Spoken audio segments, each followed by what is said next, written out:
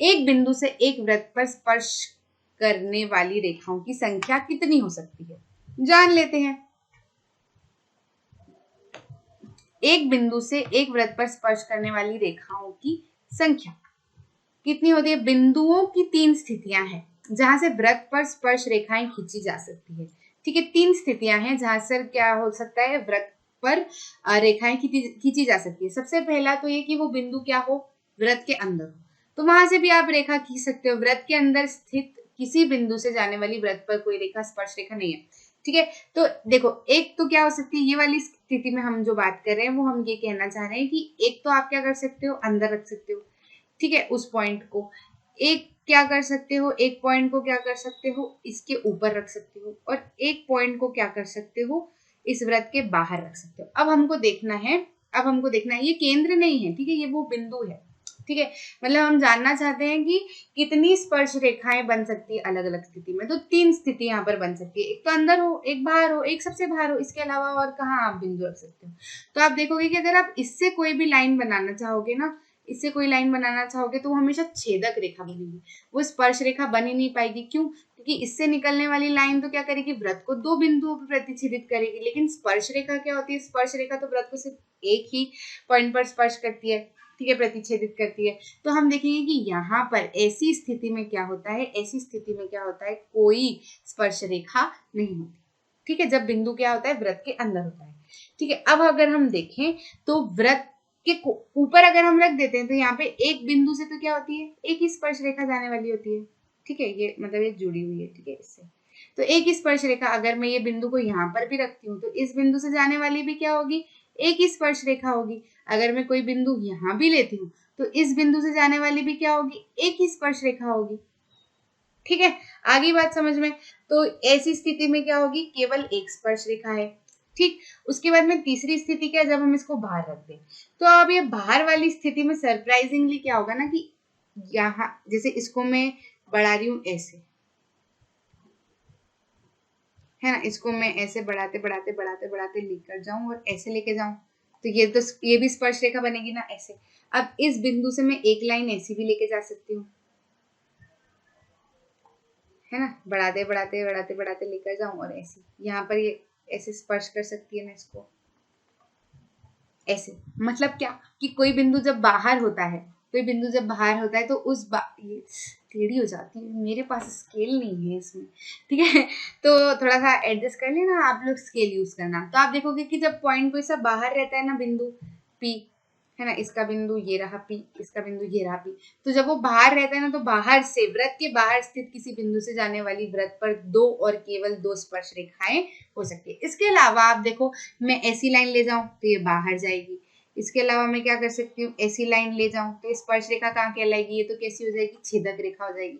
आप किसी भी तरीके से ले जाओगी तो वो अलग अलग लाइनें बनेगी, वो स्पर्श रेखा नहीं बन जाएगी। स्पर्श रेखा ऐसी स्थिति में सिर्फ 2 बन सकती है। आगे बात समझ में। जैसे 3 स्थितियां हैं। क्लियर, ये तो डायग्राम मैंने चित्रापित्री करके मेरे हिसाब से बनाया है। क्लियर डायग्राम, ये तीनों डायग्राम आपको बहुत अच्छी चीजें को क्या करेंगे, समझा देंगे। ये 2 इसकी क्या है, स्पर्श बिंदु है, प्रतिच्छेदित बिंदु है ये। ठीक, आगे बढ़ते हैं। स्पर्श रेखा की लंबाई। भाई स्पर्श रेखा की अगर हमको लंबाई पता करनी है तो वो कैसे पता करें। भाई बिंदु P से वृत्त के स्पर्श बिंदु तक स्पर्श रेखा खंड की लंबाई को बिंदु P से वृत्त पर स्पर्श रेखा की लंबाई कहते हैं। ठीक है, स्पर्श रेखा की लंबाई B से यहाँ तक और ये यहाँ तक की कहलाएगी। स्पर्श रेखा की लंबाई ये दोनों क्या होगी, बराबर होगी, क्योंकि P क्या है, दोनों तरफ से बराबर दूरी पर है। ठीक है, प्रमेय 2।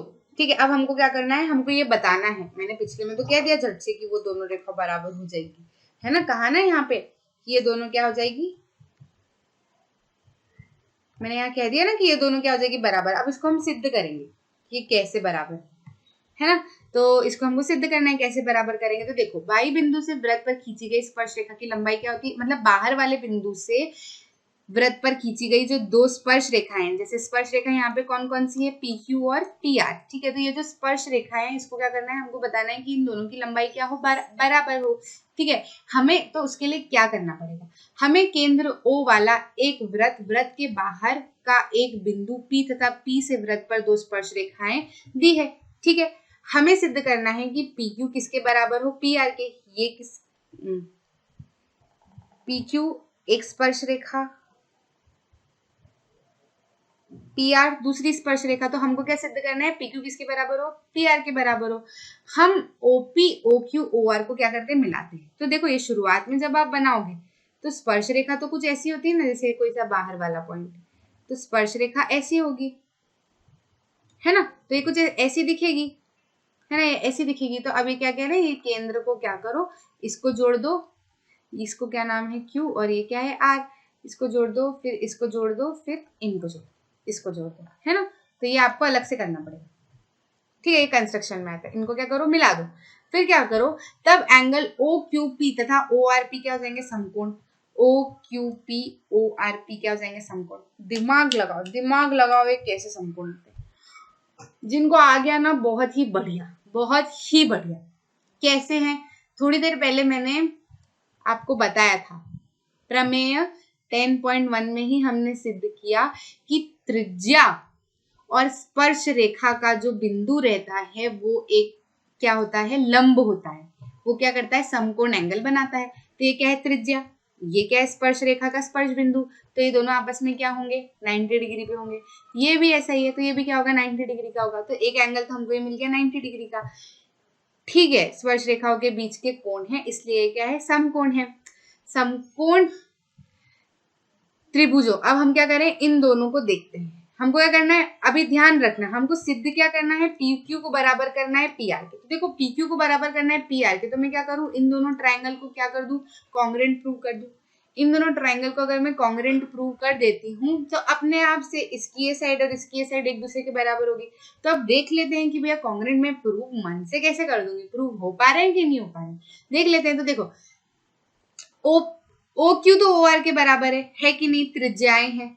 मैंने बताया था आपको शुरुआत में कि त्रिज्याएं क्या होती है, एक वृत्त की सारी त्रिज्या एक दूसरे की क्या होती है, बराबर, तभी तो वो वृत्त कहलाता है, ठीक है। तो ओ क्यू भी त्रिज्या है, ओ आर भी त्रिज्या है, तो ये तो क्या हो गई, बराबर हो गई। उसके बाद में ओपी इसमें भी कॉमन है, ओपी इसमें भी कॉमन है, ठीक है, उभयनिष्ठ है, ठीक है। तो ओपी और ओपी, तो इससे क्या हो जाता है, और हमारा ये क्या है, ये एंगल 90 डिग्री का है, इस वाले ट्राइंगल में ये वाला एंगल 90 डिग्री का है। तो आरएचएस से हम क्या कह सकते हैं कि ओ क्यू पी, ये वाला ट्राइंगल,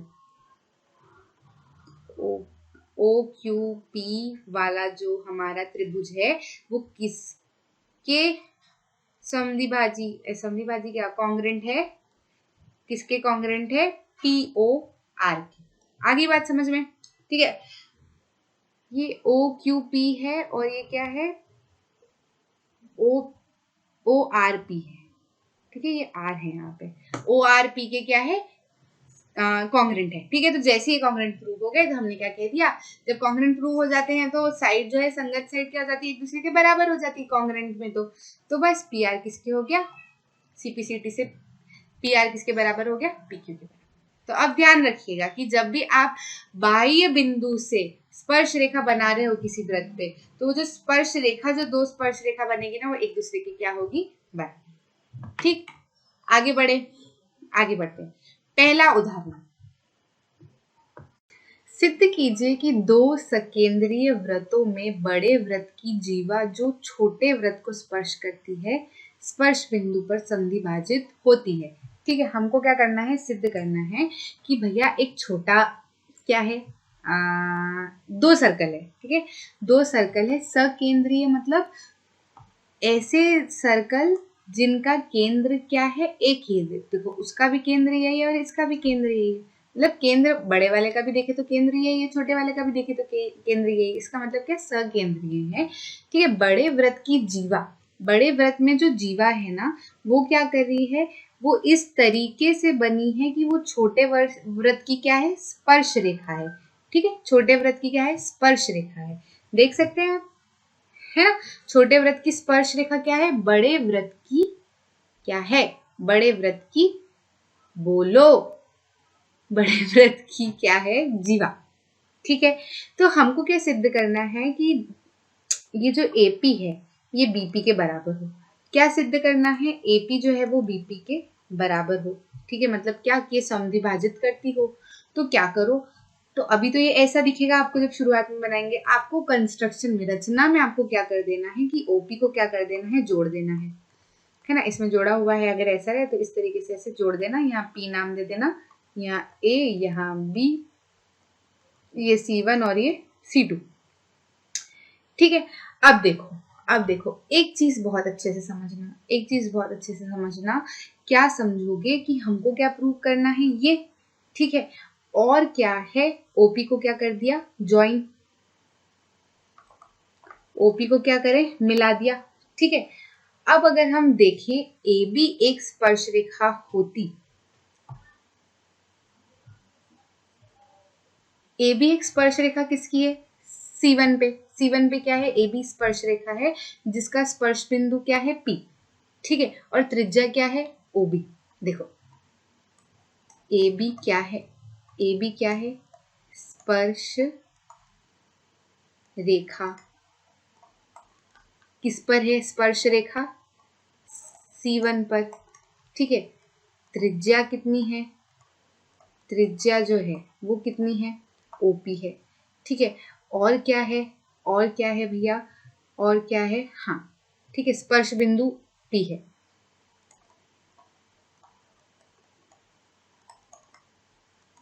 क्या है, P। तो अब देखो, अब याद करो प्रमेय 10.1 से याद करो प्रमेय 10.1 क्या कह रहा था। प्रमेय 10.1 हमको ये कहता है कि जब भी किसी वृत्त में, है ना, स्पर्श रेखा एक पॉइंट से होते हुए जाती है ना, और एक केंद्र है, तो त्रिज्या जो होती है ना उस वृत्त की, वो स्पर्श रेखा के क्या होती है, एक लंब होती है, समकोण बनाती है। तो हम कह सकते हैं क्या इसमें कि भैया C1 वृत्त में, C1 वृत्त में क्या, C1 वृत्त में क्या, OP जो है वो समकोण है किसके, यानी कि लंब है किस पे, AB पे, ठीक है। अब एक और चीज याद करो, एक हमने पुरानी कक्षा में एक चीज पढ़ी थी, क्या कहती है वो चीज कि अगर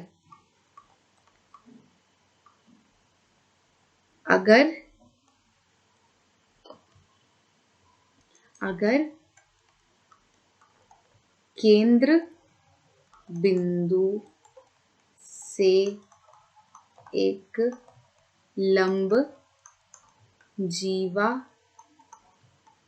पर जाता है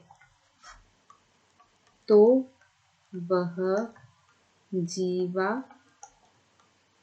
को समद्विभाजित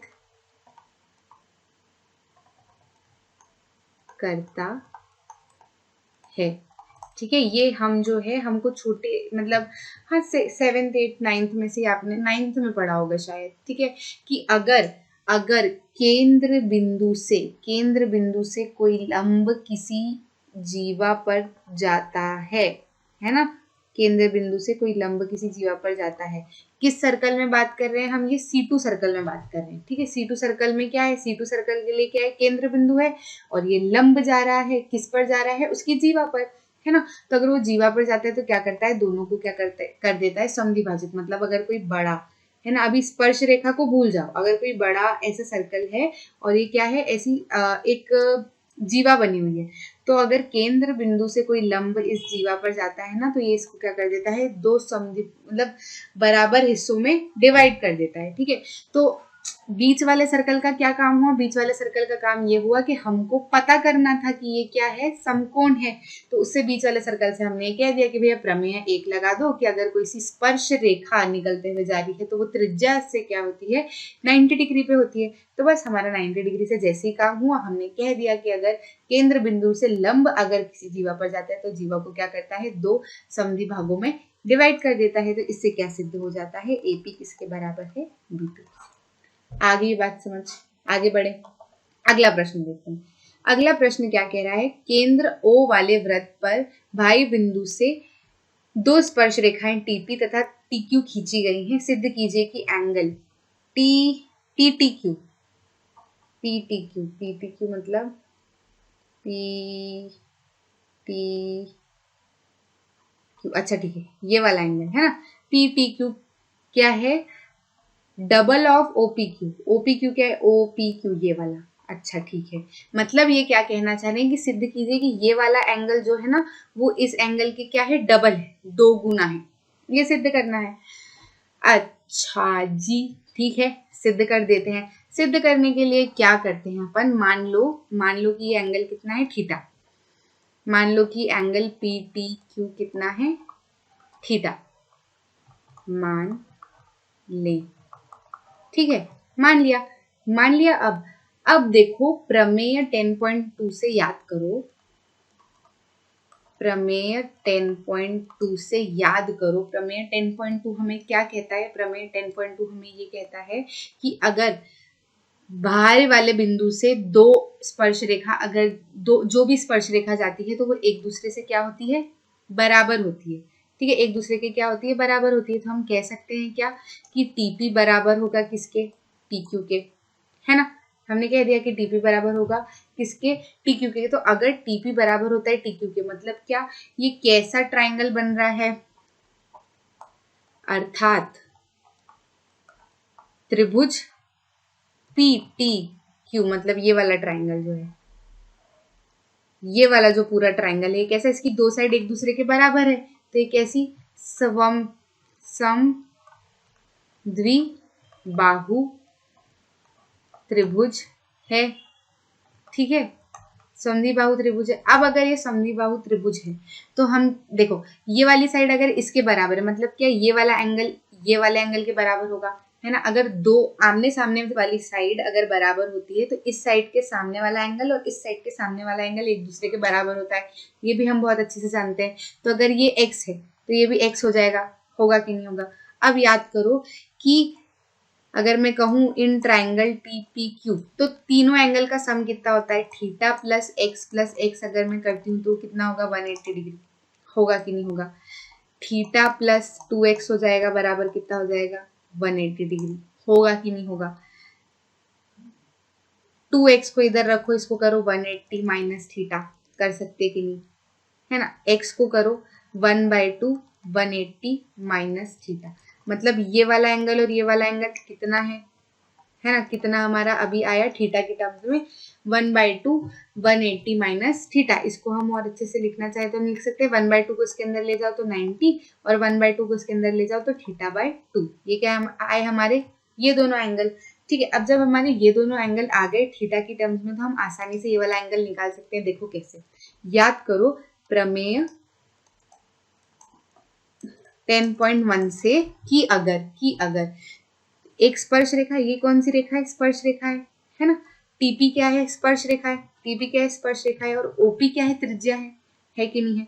टीपी स्पर्श रेखा है और ओपी अगर त्रिज्या है तो केंद्र से जाने वाली अगर कोई लाइन स्पर्श रेखा, मतलब त्रिज्या और स्पर्श रेखा एक दूसरे की क्या होती है, समकोण होती है कि नहीं होती है। तो ये जो पूरा एंगल है, ये जो पूरा एंगल है ये वाला, मतलब कि ये वाला है, छोटे में बनाऊं तो ये वाला है। अब इधर इधर एक्स आ गया ना तो मेरे को थोड़ा सा बड़ा करना पड़ा, तो ये पूरा एंगल कितना है, 90 डिग्री का है कि नहीं, लिख सकती हूँ कि नहीं।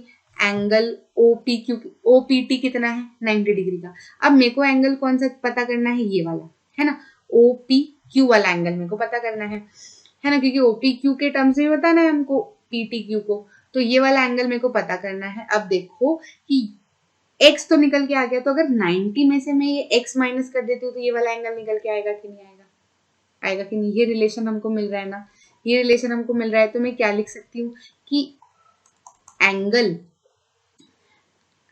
हाँ, इससे हमने क्या निकाला कि OP जो है वो कितना है, परपेंडिकुलर है किसके, TP के। इससे हम क्या कह सकते हैं, एंगल OPQ कितना होगा, 90 डिग्री माइनस एंगल OPQ कितना होगा, 90 degree minus angle TPQ, angle TPQ होगा कि नहीं, कोई परेशानी, ठीक है। अब देखो एंगल TPQ क्या है, x जो है, ये जो x है ये एंगल TPQ ही है ना, एंगल TPQ भी है ये, और ये क्या है, एंगल PQT भी है। कितना है ये, 90 माइनस थीटा/2। तो अभी तो हमको TPQ की जरूरत है, तो मैं यहाँ लिख सकती हूँ TPQ की जगह 90 डिग्री माइनस थीटा बाई 2। ठीक है, इसको अगर मैं खोलूँ तो ये हो जाएगा 90 degree minus 90 degree plus theta by 2। 90 से 90 तो कैंसिल हो जाएगा, क्या हो जाएगा थीटा बाई 2। क्या आ गया, एंगल OPQ। ठीक है, अब देखो एंगल OPQ को मैं, थीटा क्या है, थीटा क्या है, एंगल PTQ, जादू है कि नहीं। तो बस इसको मैं इधर ले जाऊं, एंगल 2OPQ बराबर क्या आ गया, एंगल PPQ। यही तो हमको लाना था। ये क्या रहा, ये रहा एंगल PTQ बराबर। सिंपल सा होता है, कोई परेशानी वाली बात नहीं। ठीक, अगले क्वेश्चन पे बढ़े। अगला क्वेश्चन हमें क्या कह रहा है, देखो ये जिस हिसाब से हमको क्वेश्चन दिया गया है, तो क्वेश्चन किस तरीके से बनेगा, एक वृत्त बनेगा, है ना। बाहर के एक पॉइंट T से दो क्या बनेगी, स्पर्श रेखा, एक का नाम P बनेगा, एक का नाम R बनेगा, और इसके ऊपर क्या बनेगी, एक कॉर्ड जो कितने की होगी, ये कॉर्ड कितने की होगी, हाँ यहाँ P और R यहाँ आएगा, है ना, ये P और R यहाँ आएगा। ठीक है, और PR कितने की होगी, 8 सेंटीमीटर की होगी। ठीक है, 8 सेंटीमीटर की PR होगी, और एक केंद्र होगा, तो केंद्र से त्रिज्या जाएगी, है ना, तो ये त्रिज्या O होगी और ये Q होगी, है ना, ये Q है और ये। ठीक है, फिर हम क्या करेंगे, जैसे इतना बन जाएगा ना, उसके बाद में हम क्या करेंगे, हमको क्या करना पड़ेगा, TO को जोड़ना पड़ेगा। ठीक है, TO को जोड़ना पड़ेगा। ये पूरा तो वैसा का वैसा बन जाएगा, हमारी तरफ से एक्स्ट्रा काम क्या करना है, TO को जोड़ने का काम करना है। अब TO जो PQ पर मिलेगा ना, जिस पॉइंट पे इससे मिलेगा TO, तो इसका नाम हम क्या रख देंगे, R। ठीक, इतना समझ में आ गया। अब हमको सिद्ध क्या करना है, हमको क्या निकालना है, हमको TP की लंबाई पता करनी है। TP की लंबाई हमको पता करनी है। ठीक है, और ये भी क्या है, ये भी एक सीधी लाइन है, यहाँ एरो है, ये 8 सेंटीमीटर का बताना चाह रहे हैं इसलिए। लेकिन क्या है, अगर हम इसको जोड़ देते हैं, तो ये एक ट्राइंगल मतलब ये भी एक ट्राइंगल, ये भी एक ट्राइंगल, ये भी एक ट्राइंगल, कुछ इस तरीके से ये हमारे क्या होंगे, बन जाएंगे। ठीक, आगे आपको बात समझ में। सबसे पहली स्टेप हमको क्या करनी है, देखो हमने जैसे ही OT को जोड़ा, तो OT को हमने किस तरीके से जोड़ा है, कि OT क्या है, एंगल PTQ का क्या है, कोण विभाजक। ठीक है, कोण विभाजक मतलब क्या, जैसे ये TP जुड़ेगा ना, तो ये वाला जो पूरा एंगल है, तो ये दो टुकड़ों में बट जाएगा, जो कि एक दूसरे के क्या होंगे, बराबर। ठीक है, अब जैसे ये एक दूसरे के बराबर हुए, तो इससे हम ये कह सकते हैं कि नहीं, कि जो OT है, OT जो है वो PQ पर क्या है, समकोण है, ये हमें पता है। ठीक है, कि जब कोई एंगल बाइसेक्टर किसी की लाइन पे पड़ता है, तो क्या करता है, पर लंब बन के डलता है। जैसे ही वो लंब बन के डलता है, वो क्या करता है, इन दोनों को भी क्या करता है, बराबर कर देता है। ठीक है, मतलब क्या क्या चीजें हुई, OT मिलाने के बाद, OT मिलाएं, जिससे कि क्या क्या चीजें हुई। OT को मिलाने का कारण हमारा क्या हुआ, कि हमने दो चीजें निकाली। एक तो ये कि OT क्या हो जाएगा, परपेंडिकुलर हो जाएगा PQ के, और PR बराबर हो जाएगा किसके, RQ के। कितना हो जाएगा, 4 सेंटीमीटर। भाई ये दोनों एक दूसरे के बराबर कटे, तो 8 सेंटीमीटर का आधा आधा हो जाएगा ना, 4 सेंटीमीटर। ठीक है, ये 4, ये इसको थोड़ा सा गुड़ ऐसे करना। ठीक है, इतना हो गया। बस इसके बाद में हम क्या करेंगे, कि हम OR निकालेंगे। हमको OR की जरूरत पड़ेगी। ठीक है, क्यों जरूरत पड़ेगी, पूरा क्वेश्चन सॉल्व करने के बाद में मैं आपको बताऊंगी हमको क्या जरूरत पड़ेगी इसके बाद में, OR निकालने की। अब OR के लिए देखो हमको क्या मिला, PR 4 मिल गया, PO 5 मिल गया, और ये वाला अगर 90 डिग्री है, तो ये पूरा ही मतलब 90 डिग्री होगा। मतलब ये क्या, एक समकोण ट्रायंगल बन गया। क्या समकोण ट्रायंगल बन गया, OPR एक समकोण त्रिभुज बन गया। ठीक है, जैसे ये समकोण त्रिभुज बन जाता है, तो हम इसमें पाइथागोरस थ्योरम लगा सकते हैं कि नहीं, समकोण ट्रायंगल में जैसे हम पाइथागोरस थ्योरम लगाते हैं, तो PO का स्क्वायर किसके बराबर होगा, आधार के स्क्वायर के। आधार क्या है, OR स्क्वायर, और लंबाई कितनी है, PR के स्क्वायर के योग के। ठीक है, अब PO कितना है, PO 5 का स्क्वायर मतलब क्या, 25। ठीक है, RO कितना है, RO हमको निकालना है। ठीक है। पी आर का स्क्वायर, पी आर कितना है 4, 4 का स्क्वायर कितना होगा 16, ये इधर आ जाएगा तो ये कितना हो जाएगा 9 बराबर आर ओ का स्क्वायर। ठीक है, मतलब आर ओ कितना निकल के आ जाएगा 3 सेंटीमीटर, है ना। इसका स्क्वायर रूट में कर देंगे तो 3 इंटू 3 9 होता है ना। तो 3 का रूट कितना हो जाएगा, सॉरी 9 का रूट कितना हो जाएगा 3। ठीक है, 9 का रूट जैसे ही हमें आर ओ पता चला तो देखो एक और चीज पे ध्यान लगाओ, एक और चीज पे ध्यान लगाओ। यहाँ पर मैं लाइन बना देती हूँ ताकि हमें थोड़ी सी अच्छी प्यारी सी जगह मिल जाए। एक और चीज पर ध्यान लगाओ, एक और चीज पर ध्यान लगाओ। क्या, किस चीज पर ध्यान लगाए मैम, कि देखो angle P T P are, T P are ये वाला एंगल जो है, ये वाला एंगल जो है, ये वाले एंगल में अगर मैं ओ पी आर ये वाले एंगल को प्लस करती हूँ तो ये पूरा एंगल 90 डिग्री होगा कि नहीं? क्यों होगा बच्चे सवाल करेंगे। बच्चों सवाल मत करो, पिछले वाले क्वेश्चन में ही हमने देखा कि त्रिज्या जब स्पर्श रेखा पर पड़ती है तो 90 डिग्री का एंगल बनाती है। छोटे में अगर मैं दिखाऊं तो ये 90, अगर ये 90 है तो ये बीच की लाइन है तो ये वाला भी तो 90 होगा ना, मतलब ये कुछ इस तरीके से बना है। ये टी है, ये पी है, इधर से त्रिज्या जा रही है तो ये वाला एंगल 90 होगा ना, है ना। बस हमने क्या किया, ये वाले एंगल में से हमारी एक और लाइन कुछ इस तरीके से चली गई, है ना। कौन सी वाली लाइन चली गई कि ये पी यहाँ है ना। ये कौन सी लाइन आ गई, ये आर वाली लाइन आ गई और ये ओ वाली लाइन आ गई। ठीक है, तो ये पूरा तो 90 है। तो अगर मैं कहूँ T P R plus O plus R P O, R P O कितना हो जाएगा 90। Angle T P R plus angle R P O कितना हो जाएगा 90। ठीक है, ये 90 हो जाएगा। एक और चीज पे ध्यान दो, एक और चीज पे ध्यान दो। किस चीज पे, कि angle T P are, angle T P are मतलब यही वाला angle, angle T P are में अगर मैं जोड़ती हूँ एंगल पी टी आर को, एंगल पी टी आर को, ये देखो थोड़ा सा हौच पौच हो गया है, इधर बना देती हूँ मैं कि ये यहाँ टी है ना, इधर से ये ऐसी रेखा जा रही है ना, और इधर से ये ऐसा नीचे आ रहा है। इधर क्या है, केंद्र का ओ, है ना, ये क्या है आर, है ना, और ये कितना है 90, है ना। ये वाला एंगल, ये वाला पॉइंट कौन सा है पी, और ये वाला भी एक एंगल है ना। तो ये वाला, ठीक है। अब देखो एक चीज पे ध्यान लगाओ कि ये तो मैंने समझा दिया कि ये 90 कैसे हो गया। अब एक और चीज मैं बताना चाह रही हूँ कि ये वाले ट्रायंगल में एंगल टी पी आर, ये वाले ट्रायंगल में ध्यान दो, ये टी पी आर में ध्यान दो कि अगर ये 90 हो जाता है, ये 90 हो जाता है तो बचते कौन से दो एंगल, एक तो ये वाला एंगल और एक ये वाला एंगल। ठीक है, तो वैसे तो तीनों एंगल का सम मिला के 180 होता है। अब एक एंगल 90 हो गया, मतलब क्या, इन दोनों का सम जो है वो कितना होगा 90 होना चाहिए भाई, तभी तो पूरा मिला के 180 आएगा ना, आएगा कि नहीं। तो इन दोनों का सम में क्या कह सकती हूँ 90 कह सकती हूँ ना, मतलब क्या, एंगल टी पी आर, तो टी पी आर और इसके साथ में क्या है एंगल पी टी आर को भी मैं 90 कह सकती हूँ ना, कह सकती हूँ कि नहीं कह सकती हूँ। तो अब देखो angle T P R plus angle R P O भी 90 और angle T P R plus angle P T R भी 90 है। तो इससे मैं एक निकाल सकती हूँ ना कि एंगल आर पी ओ बराबर होगा एंगल पी टी आर के। इन दोनों से मैं कह सकती हूँ कि नहीं, क्योंकि सिर्फ यही दोनों है ना, तो ये दोनों बराबर होने चाहिए तभी तो इन दोनों के सम 90 आएंगे। तो जैसे ही ये दोनों बराबर हो जाते हैं, मतलब कौन कौन से एंगल बराबर हो गए, angle R P O, angle R P O ये वाला एंगल और एंगल पी टी आर ये वाला एंगल एक दूसरे के क्या हो गया, बराबर हो गया।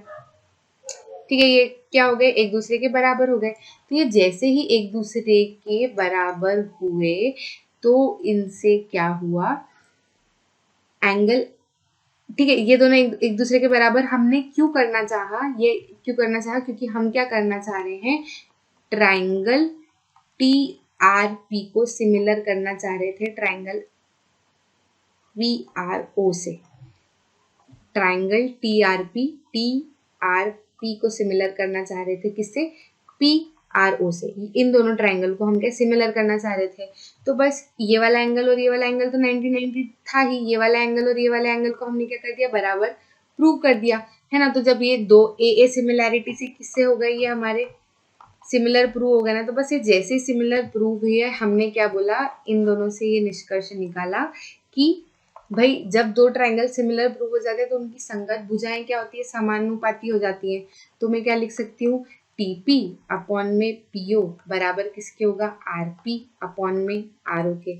होगा कि नहीं, संगत भुजाओं को मैंने सिमिलर समानुपाती कर दिया। टीपी निकालना था, पीओ हमारे पास है भाई, हमने यहाँ पे पीओ भी निकाल लिया था, आरपी भी निकाल लिया था, आरओ भी निकाल लिया। मैंने कहा था ना कि आरओ क्यों निकालना है, मैं बताऊंगी। आरओ हमने यहाँ पर निकाल लिया था, टीपी हमको निकालना था, ठीक है। आरपी क्या है, आरपी हमारा यहाँ पर निकल गया था 4 सेंटीमीटर, और पीओ भी हमने निकाल, पीओ तो हमको दिया ही हुआ था, है ना, 5 सेंटीमीटर का। तो बस हमारा काम हो जाएगा। पीओ कितना है, 5 बराबर आरपी हमने कितना निकाला था, ये निकाला था 4, और आरओ हमने कितना निकाला था, 3। ठीक है, तो ये 3 स्टेप में सबसे पहले हमने क्या किया, आरओ पीआर निकाला। फिर हमने क्या किया, पीआर निकाला तो हमने क्या किया, समकोण ट्रायंगल बना के किया। समकोण ट्रायंगल जैसे ही हमारा बन गया तो हमने पाइथागोरस थ्योरम निकाल के क्या निकाल लिया, आरओ निकाल लिया। अब हमको इन दोनों की जरूरत क्यों थी, क्योंकि हमको इनको क्या करना था, इसमें लगाना था। अब इसमें हम इसको कब लगा सकते हैं, जब हम इन दो, ये वाले ट्रायंगल और ये वाले ट्रायंगल को क्या करें, समरूप सिद्ध करें। तो हमने क्या किया, एंगल आरपीओ, एंगल आरपीओ और एंगल पीटीआर को क्या किया, बराबर बताया। जैसे ही हमने उसको बराबर बता दिया तो ये दोनों ट्रायंगल क्या हो गए, सिमिलर हो गए, एक दूसरे के समरूप हो गए, है ना। तो जब वो समरूप हो गए तो हमने ये भी निकाल लिया, और जैसे ये निकाला हमारा टीपी प्रकट हो गया। कहता है टीपी 20/3 सेंटीमीटर। ठीक, बहुत सिंपल सा क्वेश्चन था। अच्छा देखो, मैं जब क्वेश्चन सॉल्व करती हूँ ना तो एक छोटी सी बात ध्यान रखा करो कि ऐसे देखते मत रहा करो। मैं क्या करती हूँ, मैं पूरा घुस के उसमें देखती हूँ कि कौन से एंगल की मैं बात कर रही हूँ, क्या बात कर रही हूँ। तो आप भी है ना थोड़ा सा घुस के या तो उसमें देखो, या फिर पहले घुस के उसमें देख के फिर अपनी कॉपी में करो, तब जाके समझ आएगा। क्योंकि क्या है, थोड़ा सा मतलब मैं भी लिखती हूँ तो मैं कोशिश करती हूँ कि हौच पौच कम बने, और अगर हो भी जाता है तो देखो मैंने अलग से आपको बना के सॉल्व करके बताया है, ताकि आपको परेशानी ना हो। ठीक है, इसलिए थोड़ा सा ध्यान रखा करो। मतलब ये बहुत इजी क्वेश्चन होते हैं, पता है, इतने इजी क्वेश्चन होते हैं कि जब आप 11वीं 12वीं या थोड़े टाइम बाद मेरे जैसे इन क्वेश्चनों को देखोगे ना, तो आपको ऐसा लगेगा कि यार कितने सड़े क्वेश्चन थे ये। इन क्वेश्चनों में मेरे को परेशानी आती थी, क्यों, क्योंकि हम ना ठीक से पढ़ते नहीं है जब हमको पढ़ना होता है। अभी क्या, मैंने क्वेश्चन ये 10th में एग्जाम के टाइम पे तो अच्छे से पढ़े थे, तो अब जब मैं इन क्वेश्चन को देखती हूँ ना तो बस मैं इमेजिन करती चली जाती हूँ, और मेरे को मतलब मुश्किल से 3 से 4 मिनट लगते हैं, मैं क्वेश्चन को बहुत बहुत अच्छे से समझ पाती हूँ, ताकि मैं आपको समझा पाऊँ। ठीक है, तो आप क्या क्या कीजिए कि सिर्फ उसको घूरते नहीं रहा कीजिए। मेरा जहाँ जहाँ पेन चलता है ना, वहाँ वहाँ दिमाग लगाइए कि अच्छा इतना बोला है, अच्छा ये 90 हो जाएगा, 90 में से इतना एंगल कट जाएगा, अच्छा इतना कटेगा तो ये वाला एंगल आएगा, अच्छा हाँ ये तो ऐसे आ जाता है। फिर क्या किया कीजिए कि एनसीईआरटी में भी थोड़ा जाके देखा, अगर यहाँ पे आपको ऐसा लगे ना कि स्टेप्स कुछ आगे पीछे हो रही है, या फिर लिखने में कुछ परेशानी आ रही है, तो यहाँ से समझ लो, या समझ लो, या कंसेप्ट समझ लो। फिर उसके बाद में एनसीईआरटी में प्रॉपर जैसे आप स्टेप देखोगे ना, फटाफट क्लिक हो जाएगा कि अरे यार ये तो हम ऐसे ही सॉल्व कर सकते हैं। ठीक है, तो यहाँ पे आके हमारा क्या होता है, ये चैप्टर समाप्त हो जाता है। हम दोहराते हैं,